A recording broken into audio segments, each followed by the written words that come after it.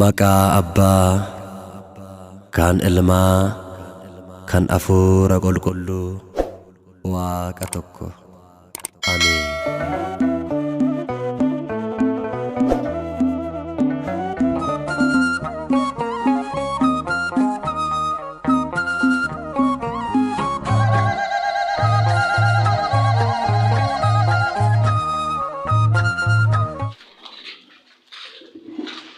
በስመ አብ ወወልድ ወመንፈስ ቅዱስ አሐዱ አምላክ አሜን። መቃ አbbaa kan Ilmaa kan Hafuura Qulqulluu Waaqayyo tokkotti ni amannaa ameen. Maqaa abbaa kan Ilmaa kan Hafuura Qulqulluu Waaqayyo tokkotti ni amannaa ameen. Dureen barumsa keenya waliin barannu qooda gaarii fo'atte. qooda gaarii fo'atte መልካም ዕድልን መረጠች። ወንጌለ ሉቃስ boqonnaa 10 lakkoofsa 41. dhugaadhumatti jechi kun jecha cimaadha. Otoo namni hundumtuu yaadaan qalbeeffatee, otoo namni hundumtuu yaadaan dubbii kana qabatee, dubbiin kun dubbii cimaadha.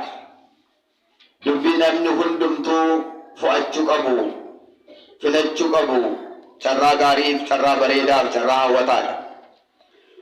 Qooda gaarii filattee yookaan carraa gaarii filattee jedhee kan dubbatee gooftaa gooftotaa, mooticha moototaa, ilma Waaqayyo Abbaa, ilma dubaroo maaramii, qoricha keenyaa, gooftaa keenyaa Iyesuus Kiristoosidha.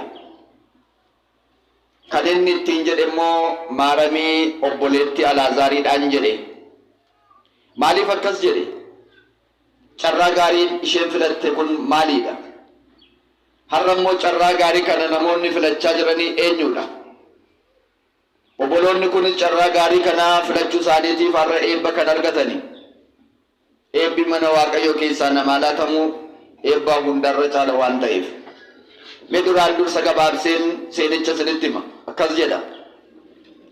Gaaf tokko jedha gooftaan keenya Iyesuus Kiristoos biyya lafaa kanarraa waggaa jiraachaa turetti gaaf tokko mandara Beetaniyaa deemee jedha. Mandarri Beetaniyaa jedhamtu kun magaalaa Yerusaalem irraa gara ba'aatti haga kiiloomeetira 12 fagaattee kan argamtudha. Gara magaalaa kanaa deemee gara magaalaa kanaa gaafa dhaqu jaalallee gooftaa kan ta'an nama sadiitu jiru turan achi. Isaanis eenyonnaattan tokko Alaazaariidha, lammaffaa Maariyaamidha, sadaffaa Maartaadha. Kan nama dhibu Alaazaariif, Maariyaamiif Maartaan kun sadan isaanii obbolaadha. Baay'ee gooftaa jaallatu. Gooftaanis oolmaa guddaa isaaniif oolee ture waan ta'eef. Kanaafuu gara mana isaaniitti gooftaa simatanii gooftaan gara mana isaanii ol seene. Namoonni baay'een gooftaa duukaa jiran dhufuu isaas kan argan mandara Beetaniyaa kan jiranis ol duukaa mana isaaniitti seenanii nu barsiis dubbii jireenyaa, nuttiin sagalee fayyinaa, nuttiin sagalee mo'ichaa kan bara baraa jedhan. Gooftaanis isaan barsiisuu eegale. Yeroo kana Maartaanis, Maariyaamiinis, Alaazaaris mana isaaniitti ol seenee namoonni baay'een isaan faana ol seenanii dubbii gooftaadhaa, dubbii fayyinaa, dubbii gooftaa, dubbii qorichaa, dubbii gooftaa, dubbii jireenyaa barachuu jalqaban. Maariyaamiin obboleettiin Alaazaar kun milla gooftaa jala teesse. Fagaattee teesse miti, milla isaa jala teesse. Fuuldura isaa milla isaa jala teesse, afaan bantee, yaada ishee sassaabdee qalbii ishee walitti qabattee dubbii gooftaa barachuu jalqabde. Obboleettiin ishee Maartaan garuu dubbii fayyinaa kana dhaga'uu dhiistee gara godhaatti ol dabarte.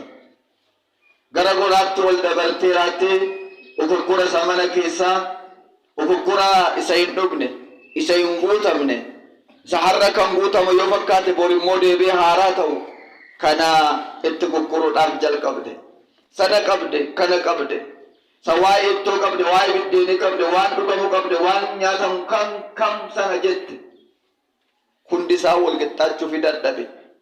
gara gooftaa dhuftee dubbii gooftaa afaan kuchisiistee akkas jette, yaa gooftaa jette, yaa gooftaa ani baay'een dadhabaa jiraa jette, waan baay'eettan dadhabaa jiraa, waan baay'eettan dhama'aa jiraa jette. Dubbii kana hubadhaa. Waan baay'eettan dhama'aa jira, waan baay'eettan dadhabaa jira. Obboleettiin koo Maariyaamiin garuu miilla kee jala calliftee teessee afaan ishee banteetu dubbii keessa dhaggeeffatti. Naaf abboomi kaatee na duukaa dhamaatuu jette. Naaf abboomi kaatee na duukaa sana rakkise kana duukaa na duukaa rakkattuutii jette. Maatiin waan Waaqayyo dubbii kana hubadhaa. Garuu gooftaan deebisee fi akkas jedhe, isheen galateeffanne, waan gaariitti dadhabde hin jenne, waan ba'eessa naa goote hin jenne. Maal jedheen? Yaa Maartaa, yaa Maartaa jedheeni. Yaa Maartaa, yaa Maartaa, ati waan baay'eetti dadhabaa jirta. Ati waan baay'eetti gurguraa jirta. Kan barbaachisu garuu waa tokkicha qofaadha. Waa tokkicha namaaf barbaachisu qooda gaarii Maariyaamiin filatteetti. Isheen filatte kana garuu hattuun jalaa hatuu hin dandeessu, jalaa baduu hin danda'u, bara baraan itti jiraatte jedhe. Kanaaf maal jedheeni? Qooda gaarii filatte, carraa gaarii filatte. Isheen filatte kana jalaa baduu hin danda'u, jalaa dammeessuu hin danda'u, jalaa hatuu hin dandeessu. Ati garuu isaatti dadhabaa oolte sana akkasumaan dadhabde. Waa baay'eetti dadhabaa oolte, waa baay'eetti jooraa oolte, akkasumaan dadhabde jedhe. Maatiiwwan Waaqayyo har'as obboloonni keenya kun qooda gaarii filatanii. Qooda gaarii isaan filatan sagalee Waaqayyooti. Namoonni warri isaan biraa haftanii akkasumaan haftanii beekaa. Waan meeqatti ukkuruudhaaf biraa haftanii, isa dhiistanii deemtaniif biraa haftanii, galaasa isin hin taane biraa haftanii, isin garuu kan dhuftan qooda gaarii filattan jedhe gooftaan. Jaranna jiruun fooniidhaa hin dhumu beekaa. Jireenyi foonii jireenyi biyya lafaadhaa waa baay'eedha, hin guutu. Dheebuu nama hin baasu, beela nama hin baasu, nama hin quubsu. Bulee ka'ee haaraadha. Garuu jireenya dhala namaa keessatti kan nama duukaa deemu, hattuun kan nama jalaa hin hanne, namarra adda kan hin baane garuu qoodi gaariin sagalee Waaqayyooti.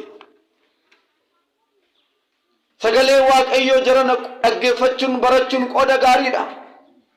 Maaliif jennaani waa'een sagalee Waaqayyoo gaafa dhaggeeffatanii, gaafa baratanii wanta ni namaa godhu waan guddaadha. Namni garuu akkasitti hin hubatu. Akkasittiin akka namni hin hubanneef garuu seexanni amajaajiin qalbii namaa qaba, yaada namaa haguuga. Waaqayyo isa kana nurraa ifatu, hubannaaf ogummaa isaa nuuf laatu. Warri irraa haftan isa baree gariidhaaf hin dabarre qaqqabuu dandeessu. Waaqayyo qalbii fi yaada isaa isiniif laatu. Amma kana duwwaa miti ijoolleen tawaahidoodha. Amma kana duwwaa miti ijoolleen kutaa 8 baran. Amma kana duwwaa miti ijoolleen tawaahidoo sagalee akka godhaa baran. Baay'eedha, baay'eedha. Namooti baay'een biraa haftanii qooda gaarii dagattanii isa dhuftuuf garuu isa kanatti gaabbii galaa isa dhuftuuf dammaqaa. Mee waa'ee sagalee Waaqayyo barachuun laachisee eebbanni namaa laachisiisu maal akka inni fakkaatu caqasa lamaan tokkoon isinii tuqa. Akkas jedha. Sagalee Waaqayyo warri dhaggeeffatanii jedha. Sagalee Waaqayyo warri dhaggeeffatanii, sagalee Waaqayyo warri baratanii isaan kan eebbifamanidha. Gurri isaanii kan eebbifameedha. Nabummaan isaanii kan eebbifameedha. Milli isaanii deemanii barachuudhaaf kan deeman kan eebbifameedha. Iji isaanii gara mana Waaqayyo ilaalanii dhaqanii barachuudhaaf kan kaan isaan kan eebbifamanidha jedha.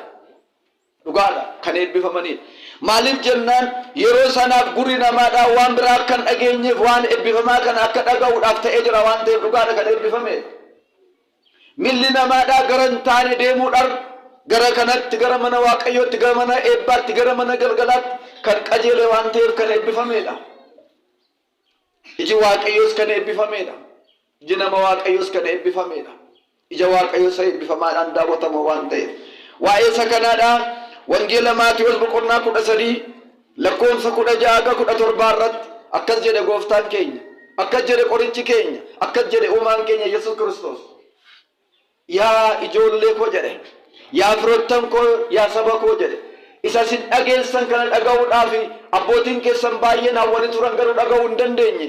arguudhaaf yaadanii turan garuu hin argine hin milkoofne isin garuu kan dhageessaniif kan agartan kan ayyaanamtanidha kan eebbifamtanidha kan qulqullooftaniidha jedhe. Kanaafuu sagalee Waaqayyoo namni gaafa dhaga'u kan eebbifamedha. Gurri sagalee Waaqayyoo dhaga'u gurra eebbifamaadha. Kanaaf yaa obbolootan koo isin kan eebbifamtanidha. Akka dubbii kanaatti kan eebbifamtanidha. Kan lammataa akkas jedha dubbii Waaqayyoo. Dubbii Waaqayyoo akkas jedha. Ajajamuun aarsaa dhiyeessurra caalaa edda jedhee booda Saamu'eel hojjetaan Waaqayyoo ajajamuun aarsaa dhiyeessurra hin caala erga jedhee booda sagalee Waaqayyoo dhaggeeffachuun immoo jedhe oolaa coomaa Waaqayyoodhaaf aarsaa godhanii dhiyeessurra caalaa jedhe. Irran isinii deebi'a dhaggeeffadhaa. Ajajamuun aarsaa dhiyeessurra caalaa jedhe. Sagalee Waaqayyoo dhaggeeffachuun immoo dubbii Waaqayyoo dhaggeeffachuun immoo oolaa isa coomaa qalanii aarsaa Waaqayyoof kan dhiyeessanirra caalaa jedhe.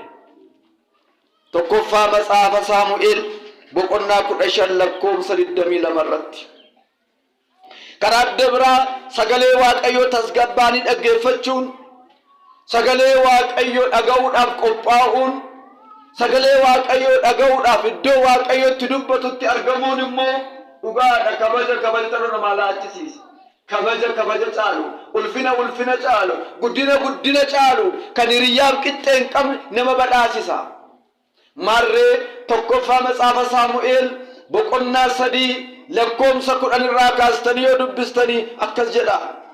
Saamu'eel gaafa sanbata jimaata galgala sanbat duraatti bari'u mana Waaqayyoo keessa jira ture jedha. Utunni mana Waaqayyoo keessa jiraachaa jiru dubbiin Waaqayyoo gara isaa dhufee Saamu'eel jedhee isa waame. Si'a 3 Waaqayyo isa waame, si'a 3 jalaa owaate, si'a 3ffaa irratti Waaqayyo isa eebbisee jedha. Gaafa sana Saamu'eel nama akkamitti jettan ijoollee daa'ima ture. Yeroo daa'imummaadhaa iddoo Waaqayyo nama waamutti, iddoo Waaqayyo nama waamee nama eebbisutti argamuun gaariidha ijoollee. Dhugaadha.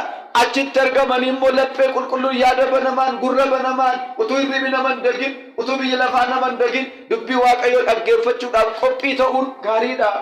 Marree Saamu'eel kuni gaafa sana Waaqayyo waamee isa eebbise. Maal jedhe? Warra na kabajan nan kabaja, warra na salphisan nan salphisa. Yeroo sana Saamu'eel maal jechuudhaan Waaqa jalaa waate na jettan ani garbichi keessin dhagaa natti dubbadhu jedheen.